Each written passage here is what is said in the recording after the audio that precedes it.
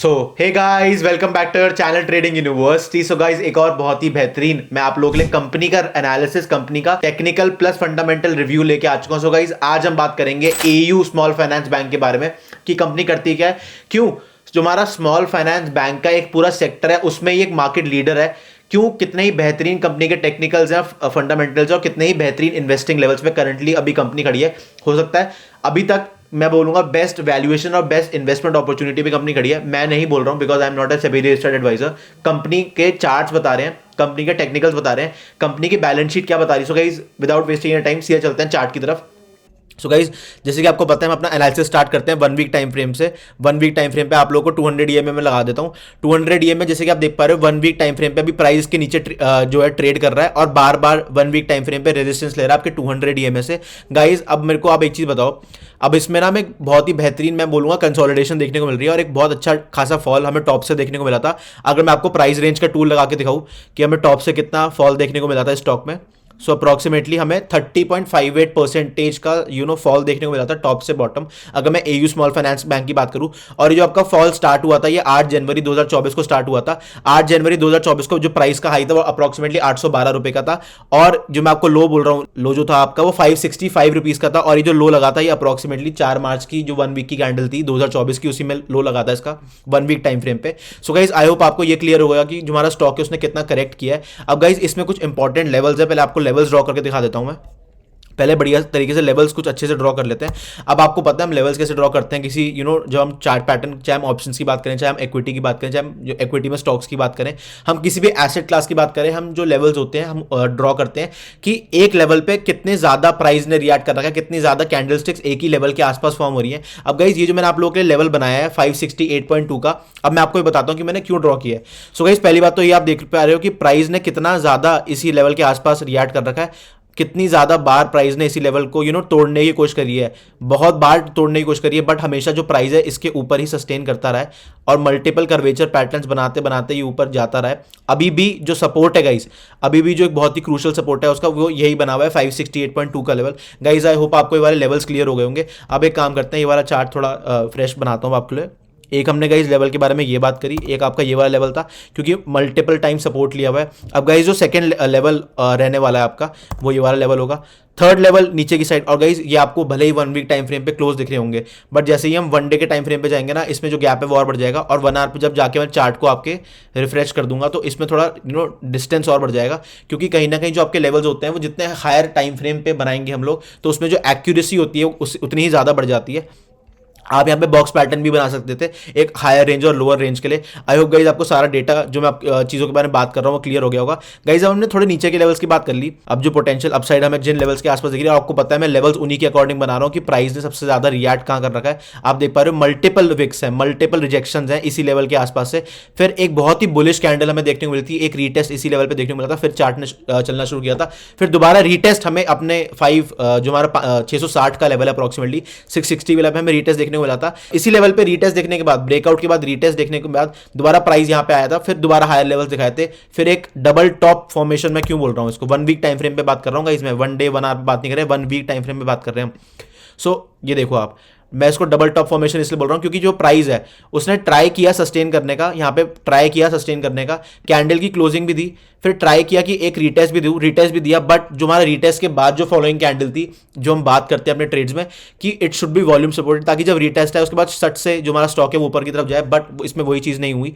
इसमें आपको पता है जब कैंडल सस्टेन नहीं करती बहुत ही इंपॉर्टेंट पैटर्न जैसे कि double top double bottom formation में, तो आपको एक बहुत ही शार्प सेलिंग देखने को मिलती है जो कि एक्जैक्टली सिनेरियोस में बन रहा है। और गाइज, मैं आपको ये क्यों बोल रहा हूँ इन्वेस्टिंग लेवल्स के आसपास है, क्योंकि first of all you should know कि जो हमारा एयू स्मॉल फाइनेंस बैंक है वो एक मार्केट लीडर है, एक सेक्टर लीडर है when it comes to small finance bank. ठीक है, सबसे अच्छी और अच्छी मार्केट कैपिटलाइजेशन इसी कंपनी को, सबसे ज्यादा अच्छी balance sheet when it comes to small finance banking sector, सबसे ज्यादा अच्छी बैलेंस शीट एयू की है। So that is why I am saying that technically and बहुत fundamentally this is a very good stock. Technically इसलिए क्योंकि 200 EMA के नीचे ट्रेड कर रहा है, और मैं अगर आपको ये ब्रश हटा के दिखाऊं, सो इसमें हम एक चीज देख पा रहे हैं कि 200 ईएमए के नीचे कभी भी नहीं आया स्टॉक जब से लिस्ट हुआ है। सो 200 ईएमए के अगर हमें कोई चीज़ नीचे मिल रही है तो आपको पता है उसकी सिग्निफिकेंस क्या हो जाती है। सो इसलिए मैं बार बार बोल रहा हूँ कि technically it is at a very good investing level, बहुत ही बेहतरीन। और अगर मैं 1 डे टाइम फ्रेम पे आपको लगा के दिखाऊँ तो अब धीरे धीरे मल्टीपल सपोर्ट्स लेने के बाद जो हमारा ये वाला लेवल था 566 का, मल्टीपल सपोर्ट्स लिए हैं इसने।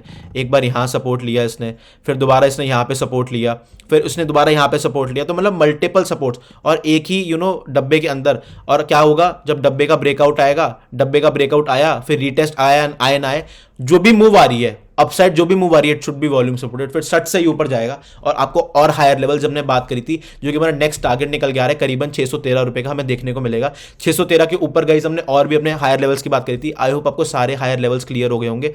अब आप इसमें देख पा रहे हो, अब मैं वन डे टाइम फ्रेम पे दिखाऊं तो इसमें ना बहुत ही बेहतरीन तरीके से एक गैप भी हमें देखने को मिल रहा है। और कोई बड़ी बात नहीं है, एयू स्मॉल फाइनेंस बैंक के लिए बार बार बोल रहा हूँ, मार्केट लीडर है, सेक्टर लीडर है, 1 वीक टाइम फ्रेम पे 200 EMA के नीचे ट्रेड कर रहा है। So it is at a very good investing level. अगर आप लोग इन्वेस्टिंग करते हो, स्विंग ट्रेडिंग करते हो, पोजिशनल ट्रेडिंग करते हो स्टॉक्स में, सो आपकी जो वॉच लिस्ट होनी चाहिए ना, आप लोग जिसमें बात करता हूं वॉच लिस्ट, जब हम चार्ट्स देखते हैं वॉच लिस्ट के ऊपर थोड़ा डिस्कशन कर लेते हैं फटाफट से।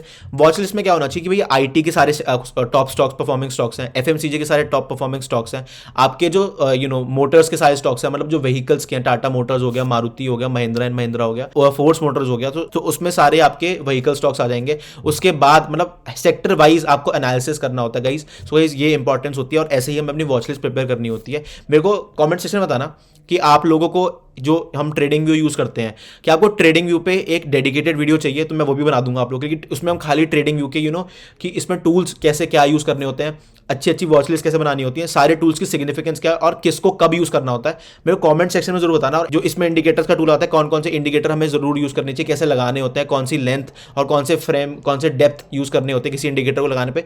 अगर आपको ट्रेडिंग व्यू पे एक वन शॉट वीडियो चाहिए कि खाली हम ट्रेडिंग व्यू की बात करेंगे, उसके टूल्स की बात करेंगे और क्या क्या चीजें हमें करनी होती है we are trading in trading view, so मेरे को बताना, आप लोगों के डेडिकेटेड वीडियो में बना दूंगा। सो गाइज वापस चलते हैं एयू स्मॉल फाइनेंस बैंक के ऊपर। सो गाइज अभी तक हमने टेक्निकली बहुत ही बेहतरीन तरीके से बात कर ली, हमने ये भी देख लिया कि गैप भी कवर हो सकता है, डबल टॉप फॉर्मेशन के बारे में बात कर ली थी और डबल टॉप में भी कैंडल सस्टेन नहीं करी थी, इसलिए हमें एक शार्प सेलिंग देखने को मिलती है, वो भी हमने बात कर ली थी। बिकॉज अगर डबल टॉप फॉर्मेशन हो रही है, ब्रेकआउट की संभावना बढ़ रही है, तो ब्रेकआउट की संभावना इंक्रीज कब हो जाएगी, जब वॉल्यूम सपोर्टेड होगी, जब आपका चार्ट, जब आपका प्राइस वॉल्यूम सपोर्टेड होगा, जब बुल्स स्ट्रॉन्ग होंगे और बियर्स वीक होंगे, तो तभी ब्रेकआउट आता है डबल टॉप फॉर्मेशन में। डबल बॉटम फॉर्मेशन में एक्जैक्टली ऑपोजिट केस हो जाता है आपका, उसमें जो बियर्स होते हैं ज्यादा स्ट्रॉन्ग होते हैं, बुल्स लेवल्स होल्ड नहीं कर पाते, इसलिए आपको और नीचे के लेवल्स देखने को मिलते हैं और गिर गिर के स्टॉक नीचे के लेवल्स पे आता है। सो गाइस अब एक काम करते हैं, हम जरा fundamentally AU small finance bank को एनालाइज कर देते हैं। इसका चार्ट आप लोगों के लिए रिफ्रेश कर देता हूं, क्योंकि ये लाइव मार्केट में आप लोगों के लिए वीडियो बना रहा हूं। सो जो करंट प्राइस है, हो सकता है आपको चेंज होता हुआ दिखे। So guys market capitalisation, this is a large cap company. So market capitalisation 39,165 crore की इस कंपनी की। करंट प्राइस 585 रुपए का, 585 का हाई लो आप देख सकते हो। स्टॉक का जो PE, price to earnings ratio है गाइस, वो 24.7 का। ROCE, return on capital employed, is 7.39%। Book value is 165। ROE, return on equity, is 15.4%। And guys आपको सेल्स ग्रोथ दिख रही है, डिविडेंड यील्ड भी आपको दिख रही है। सो गाइस अब थोड़ा अबाउट में चले जाते हैं कंपनी के। उसमें जो मेंशन्ड है, AU small finance bank limited is engaged in providing a range of banking and financial services including retail booking, wholesale banking, treasury operations and other services, जो हमने बात कर ली। This is a market leader when it comes to small finance bank sector. So guys इन्होंने जो peer comparison कर रखा है, इन जनरल बैंक से कर रखा है, बट आप जब सारे स्मॉल फाइनेंस बैंक पे देखोगे तो आपको पता चल जाएगा कि कौन मार्केट लीडर है। सो गाइस अगर बैंकिंग में देखा जाए तो पीयर कंपैरिजन में आप एक चीज देख पा रहे हो कि this is at the 8th number, क्योंकि ये सारे बैंक्स जो मेजर बैंक्स है, एचडीएफसी, आईसीआईसीआई, इंडलसेंड, कोटक, आपका इंडलसेंड, आईडीबीआई, यस, सबको, एक्सिस बैंक, सबको कंबाइन करके बोल रहा है कि 8th पोजीशन पे है। And it is in decreasing order of market capitalisation, जो मैं आपको हर वीडियो में बताता हूं। एयू स्मॉल फाइनेंस बैंक का बैंकिंग सेक्टर में 8th नंबर है, but when it comes to small finance bank का जो पूरा सेक्टर है, उसमें ये मार्केट लीडर है, तो इसलिए इसको 8th नंबर पे तो कंफ्यूज मत हो जाना आप लोग। कंसोलिडेटेड गिवन नहीं है, स्टैंड अलोन के बारे में बात करेंगे हम लोग, ठीक है। सो गाइस आप देख पा रहे हो जो रेवेन्यू है वो हमारा क्वार्टर ऑन क्वार्टर इंक्रीज हो रहा है। जो रिसेंट हमारा दिसंबर 2023 का क्वार्टर था, उसमें जो रेवेन्यू क्लॉक हुआ था वो 2736 करोड़ का रेवेन्यू क्लॉक हुआ था। और गाइस इसमें आपको इंटरेस्ट और एक्सपेंसेस का भी डेटा प्रोवाइडेड है। गाइस अगर मैं सबसे इंपॉर्टेंट अभी इस बैलेंस शीट में फाइनेंसिंग प्रॉफिट और प्रॉफिट बिफोर टैक्स की बात करूं, सो फाइनेंसिंग प्रॉफिट आप देख पा रहे हो कि बहुत ही बेहतरीन चल रहा था कंपनी का। दिसंबर 2022 में 228 करोड़ था, फिर मार्च 2023 में 197 करोड़ हुआ, फिर जून 2023 में 198 करोड़ हुआ, फिर सितंबर 2023 में 108 करोड़ का था, और फिर दिसंबर 2023 का जो आपका लेटेस्ट क्वार्टर था वो 48 करोड़ का था। अब हमें देखना है जो हमारा मार्च 2024 का डेटा आएगा, उसमें क्या, किस तरीके से सारी कंपनीज के जो मैंने आप लोगों के लिए रिव्यू बनाया, उसमें कैसा revenue, profit before tax, operating profit, financing profit निकल के आ रही है। सारी फिगर्स के बारे में बात करेंगे और अपडेट वीडियोस भी आप लोगों के सारे स्टॉक्स स्टॉक्स पे आ जाएंगे जब क्वार्टरली रिजल्ट्स आते रहेंगे कंपनीज के। सो गाइस जो प्रॉफिट बिफोर टैक्स था जो रिसेंट क्वार्टर था दिसंबर 2023 का, उसमें 498 करोड़ का क्लॉक हुआ था कंपनी का, एयू स्मॉल फाइनेंस बैंक का। और गाइस नेट प्रॉफिट के आप फिगर्स देख पा रहे हो कि जो नेट प्रॉफिट था अभी तक का जो मेरे को करंटली दिख रहा है वो 479 करोड़ ही दिख रहा है, जो कि दिसंबर 2020 में क्लॉक हुआ था। सो गाइस इसमें हम एक चीज देख पा रहे हैं कि दिसंबर 2020 में आपका अभी तक का maximum profit before tax clock हुआ था, विच इज अप्रोक्सीमेटली 589 करोड़। सो 589 करोड़ का maximum profit before tax clock हुआ था अभी तक का। और गाइस नेट प्रॉफिट भी अभी तक का जो मैक्सिमम क्लॉक हुआ था वो दिसंबर 2020 में ही हुआ था, विच इज 479 करोड़। गाइस अगर थोड़ा प्रॉफिट एंड लॉस के बारे में हमने बात कर ली थी, अभी तक हमने प्रॉफिट बिफोर टैक्स के बारे में बात कर ली थी। आई होप आपको क्वार्टरली रिजल्ट्स और प्रॉफिट एंड लॉस की सारी स्टेटमेंट्स क्लियर हो गई होंगी। गाइस अब थोड़ा रिजर्व्स और बोरिंग्स के ऊपर बात कर लेते हैं। सो गाइस अब एक चीज देख पा रहे हैं कि यार बोरिंग्स तो कंपनी में होंगी, क्योंकि कंपनी का काम ही एक जगह से पैसे उठा के एक जगह से पैसे लेके दूसरी जगह पैसे देने का है। सो गाइस जो कंपनी के बोरिंग्स है जो रिसेंट हमारे ईयर में मार्च 2023 के ईयर में क्लॉक हुई थी वो अप्रॉक्सीमेटली 75,664 है, और उसके कंपेरिजन में जो रिजर्व्स हैं बहुत ही नेग्लिजिबल है, विच इज अप्रॉक्सीमेटली 10,311 करोड़ के। और जो बोरिंग्स बढ़ रही है वो बहुत ही ज्यादा, मतलब मैं बोलूंगा जैसे 58,000 से सीधा 76,000 के अप्रॉक्सीमेट जो बोरिंग्स थी वो भाग गई एक ही साल में। सो गाइस आई होप आपको रिजर्व्स और बोरिंग्स का डिटेल्स क्लियर हो गई होंगी। रिजर्व्स और बोरिंग्स आपको पता है, अगर आपने मेरी सारी स्टॉक एनालिसिस की वीडियो देखी है तो कितना ज्यादा इंपॉर्टेंट रोल वो प्ले करती हैं अगर मैं बात करता हूं। सो गाइस अभी जो आपको पता है the company is net cash flow positive. जो मार्च 2023 का साल था उसमें इनका जो नेट कैश फ्लो था वो 3,497 करोड़ का था। सो गाइस अगर जरा शेयर होल्डिंग पैटर्न के बारे में बात कर ले, आपको पता है कितनी ज्यादा अहमियत होती है मेरी वीडियोस में शेयर होल्डिंग पैटर्न की। सो गाइस अभी हम इसमें एक चीज देख पा रहे हैं, जो दिसंबर 2023 का क्वार्टर था 25.47% की प्रमोटर होल्डिंग थी, एफआईएस की 41.13 थी। प्रीवियस के कंपैरिजन में जो आपके प्रमोटर्स थे उनमें 0.01% कम हुई है। और आप देख पा रहे हो कि एफआईएस ने भी थोड़ी होल्डिंग अपनी कम करी है, डीआईआर ने जितनी कम करी थी उससे ज्यादा खरीद ली, और पब्लिक की शेयर होल्डिंग भी दोबारा यहाँ पे कम करी गई है। सो गाइस पब्लिक की शेयर होल्डिंग कम होना, एफआईएस डीआईएस की शेयर होल्डिंग बढ़ना, this is a very good sign.